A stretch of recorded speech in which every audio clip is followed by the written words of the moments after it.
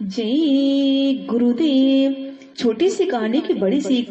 एक राजा के राज में बहुत बड़ा सेठ रहता था। उसके पास धन बहुत था। कुछ समय के बाद राजा ने सेठ को बुलवाया और कहा कि तुम मेरे महल में आया करो। सेठ जाने लगा। धीरे धीरे दोनों में बहुत प्रेम हो गया। दोनों में कोई कपट नहीं था। दोनों निष्कपट थे। दोनों का प्रेम बहुत दिनों तक चलता रहा।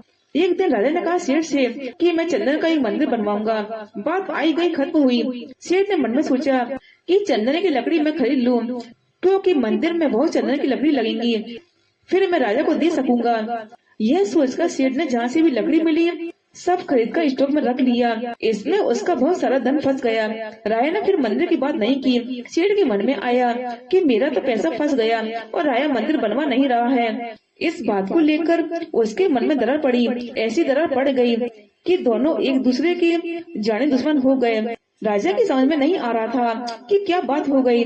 वो एक महात्मा के पास गया। राजा ने सेठ की सारी बात महात्मा को बताई और पूछा कि यह दरार क्यों पड़ गई, ऐसा क्यों हुआ। महात्मा ने कहा कि राजन, तुम एक चंदन का मंदिर बनवाओ, लोग तुम्हें बहुत दिनों तक याद रखेंगे। ऐसा भव्य मंदिर बनवाओ। राजा ने घोषणा किया कि चंदन का मंदिर बनवाऊंगा।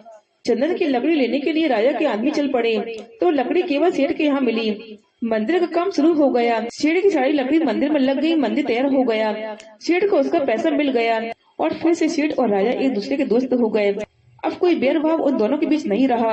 राजा को महात्मा ने समझाया कि देखो यह माया की छाया है। ये दोस्त दोस्त को अलग कर दे, मित्र मित्र को, सहेली सहेली को, नाते रिश्ते में खड़ाई डाल दे। पैसा मिल जाए तो सब दुश्मनी खत्म है। स्वामी जी महाराज कहा करते थे कि देखो इस पैसे की वजह से दोनों के बीच में कितनी बड़ी दरार पड़ गई, पर महात्मा थे कि कैसे सबको खत्म कर दिया और दोनों फिर मिल गए। कहने का मतलब ये है कि निष्कपट रहे, कोई द्राव ना रहे, तो दोस्ती निभ जाती है। जय गुरुदेव।